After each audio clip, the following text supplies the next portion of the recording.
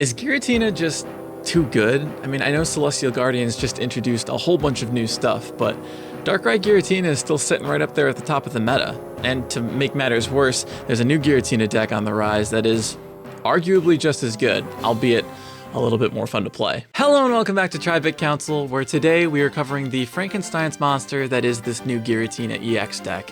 Now, I say that because it's got a pretty big cast of different Pokemon, including some understudies, and we'll go over all of that later in the video. I'll go over the details and the strategies and all that good stuff. But for now, let's just introduce you to this big ensemble, you know, the new and the old faces. For this deck, you'll need 2 Froakie, 2 Greninja, 2 Electric Oricorio, 2 Professor's Research, 2 Irida, 2 Pokeball, 2 Rare Candy, 1 Giratina, 1 Frogadier, 1 Landform Shaymin, 1 Guzma, 1 Cyrus, and 1 Giant Cape. Like I said, a ton of different Pokemon in this one. Actually, this ends up being one of the deck's greatest up and downsides.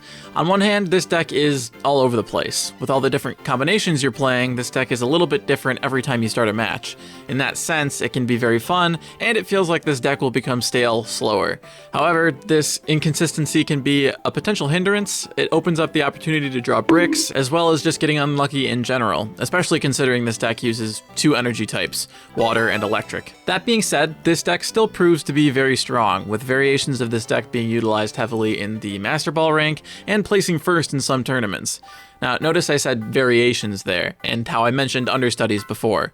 One of the biggest pros to this deck is the ability to customize to your preferences. People have found many variations that are equally as viable and better fit their playstyle by just switching out a few Pokemon. For example, some may want to switch Shaymin and Oricorio for Snorlax and Berry, or include a Rocky Helmet. Maybe you want less trainers and just want to have Shaymin, Oricorio, and Snorlax in the deck at the same time. Maybe you don't want Giratina in there at all. The possibilities are really endless, which is a big part of the reason I wanted to cover this deck in the first place. It's exciting that you can so easily and effectively tailor it to your preferences without losing that good, viable deck status. But now that I've got all the customization talk out of the way, I'm going to do a quick lightning round going over the strategies for each card in my particular deck. Greninja. With Rare Candy, this guy is like Darkrai, but better. If you have 2 on the field, you can deal 20 damage twice, and you can target benched Pokemon instead of just the active if you need to. On top of all of that, it doesn't restrict where your energy goes, and only takes 2 energy to get your regular attack going. Moving on to Giratina.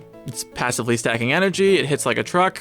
We already know why Giratina is good. Next, Oricorio. This Pokemon is a huge meta counter right now. Mono Charizard, Mono Incineroar, and Giratina Darkrai decks, they all hate to see it coming. With that in mind, make sure you're utilizing all the healing in this deck to keep your little EX cheesing bird alive. On to Shaymin, not much to say here. Shaymin's passive heal is just huge for both Oricorio and Giratina, as it really can make the difference against decks with a lot of chip damage. Guzma, this guy pisses me off, unless I'm using him, of course. Getting a kill by ripping off a Giant Cape, or avoiding big damage by destroying a Rocky Helmet or Poison Barb before you attack are game changers, and super satisfying to boot. Irida will heal anything that has water energy on it, all at the same time. If Shaymin wasn't enough, this will greatly increase the survivability of essential cards like Oricorio and Giratina. And that just about does it for our lightning round battle strategy rundown. But this is all just how it works in theory. Why don't we get a better idea of how things operate with a couple practice battles? Well, here we are, guys, right on the cusp of Master Ball. We're 10 points off in the Ultra Ball 4 rank. Hopefully our new deck, Tina and the Critters, will put us over the top, and these example battles will go well, and I can kind of show off how you're going to use this deck, because it is a little bit more unorthodox than the last ones we've used. Having 2 energy, it's a little bit more complicated in that sense, and then just there's a lot less consistency with the Pokemon. You can draw this or you can draw that, and your playstyle is really going to change depending on those things, including what the other person is playing, what your opponent's playing. So a really bad start here. We've got Shaymin as our first Pokemon, but we'll throw it into the basic spot. This deck has a funny way of sneaking up on you, where it can kind of save itself if you draw just right. So we won't count ourselves out yet. I can see a Pokeball, I can see a rare candy. There's the chance that we can actually get something rolling here if our luck ends up being somewhat good. So this is interesting. I haven't quite seen this before. We've got Oricorio and Jigglypuff. My guess is we're going to be seeing kind of like a Wigglytuff Oricorio cheese deck where they're consistently trying to heal this Oricorio. Luckily, with someone like Greninja, we can do enough damage to one-shot Oricorio, so this shouldn't be the biggest deal. Obviously, if we had a bunch of EX Pokemon, like if we were Greninja Darkrai, this would be super infuriating, near impossible to play against. But I think there's still a good chance that we could pull this out, so we're going to slap an electric energy onto our Oricorio that we happen to pull, and keep on pushing forward. We'll see what ends up happening here. Okay, so we've got a Pokeball coming in. It'd be great to grab a Froakie here if we could. Nice. Okay, so we've got our Froakie. I think I'm going to just slap another electric energy onto our Oricorio, get him ready to attack next turn. Maybe we'll withdraw Shaymin. Maybe I'll just keep stacking energy onto the Froakie. Really depends on what our next card draw is going to be. So they just placed a giant cape on top of the Oricorio. Like I said before, our win condition here is kind of going to be using Greninja to one-shot. Hopefully we don't lose too many Pokemon in the process of getting our Greninja. Looks like we've got them right now. Just in case... I'm of two minds here, so I can either slap a water energy onto our Shaymin and save us a point, and do some decent damage on this Oricorio before they get their Wigglytuffs up to start healing it. Or I can put the water energy onto Greninja, since I don't know that there will be more water energy following this electric energy that's up next. That way I'm guaranteeing that at some point my Greninja will be able to start attacking. I think I'm worried about the points more than anything. You know, it's going to be kind of we're going to have a little bit of time to stall, especially if we keep Shaymin alive. So I'll retreat Shaymin, keep them alive, heal myself up. Maybe they'll waste a turn using a Cyrus to pull in the Shaymin, and that'll buy us some time. That'll waste some of their cards, and it'll work out good that way. But actually, thanks to Guzma, which Guzma will definitely come in clutch if you're facing up against EX decks where they've got Rocky Helmets or Poison Barbs, because they're going to want to chip down your Oricorio, and that's one of the few ways to do it with an EX Pokemon. But even in this instance where we're not going up against an EX Pokemon trying to chip away at us, we can use Guzma here. I'm running out of time. I just realized that's really not good. I'm just going to go for the 50 damage attack, please, and I've run out of time because I'm over-explaining. Well, don't do that, but it looks like we're going to have another chance here to at least one-shot one of the Oricorio. It looks like they still have some lightning energy, so they can start queuing up their other Oricorio. In a regular instance, in a regular battle instance, this would be going quite well for us, but they've got kind of a lucky break because I was yapping too much.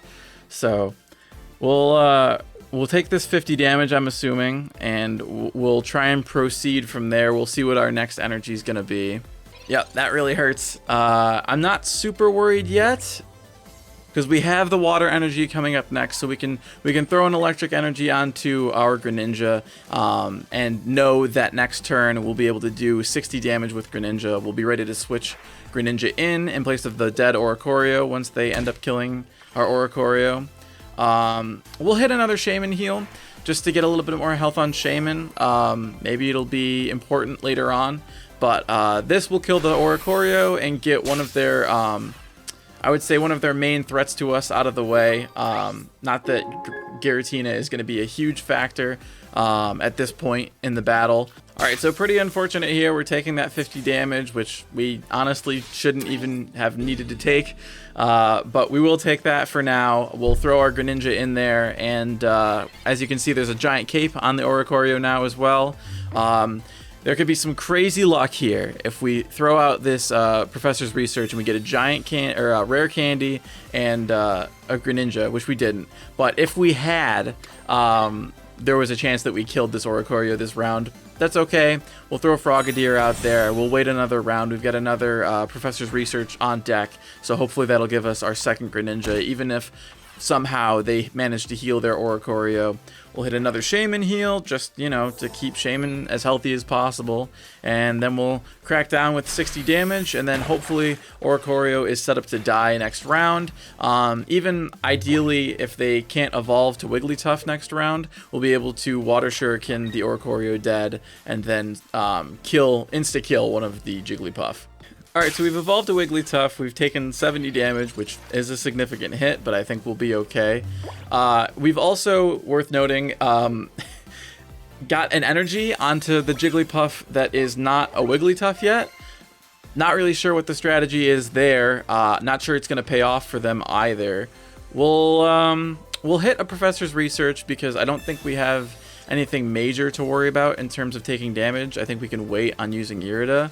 We'll use a little bit of Shaymin healing. We'll stack an electric energy onto our Frogadier in the instance that we draw a Greninja, and then we'll have another Greninja ready to attack with after that water energy comes into play.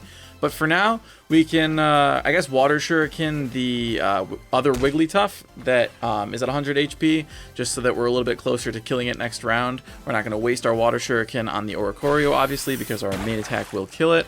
And we're not looking too bad for this first battle. We'll see if anything major changes for this next turn for them, but I've got a good feeling that we're in a pretty solid spot right now. So they've got the Hail Mary Team Rocket Grunt coming in. We've lost our water energy off of Greninja, but we have a water energy queued up, so that's not going to be the biggest deal.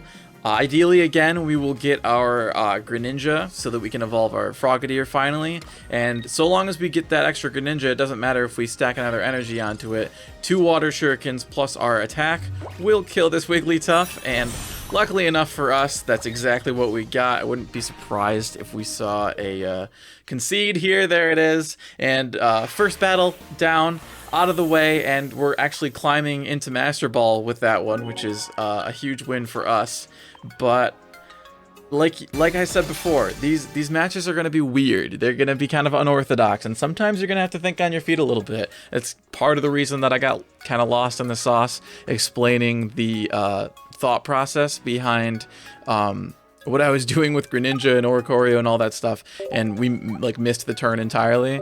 I'll try not to get as lost moving forward for sure, but that's the kind of level that we're working with. But with that, guys, I think I'll motion to end things there. All those opposed, you can click through, check out some of our other ranked battle decks, and then all those in favor, you can just hit subscribe. That way, either way, we can catch you in the next one.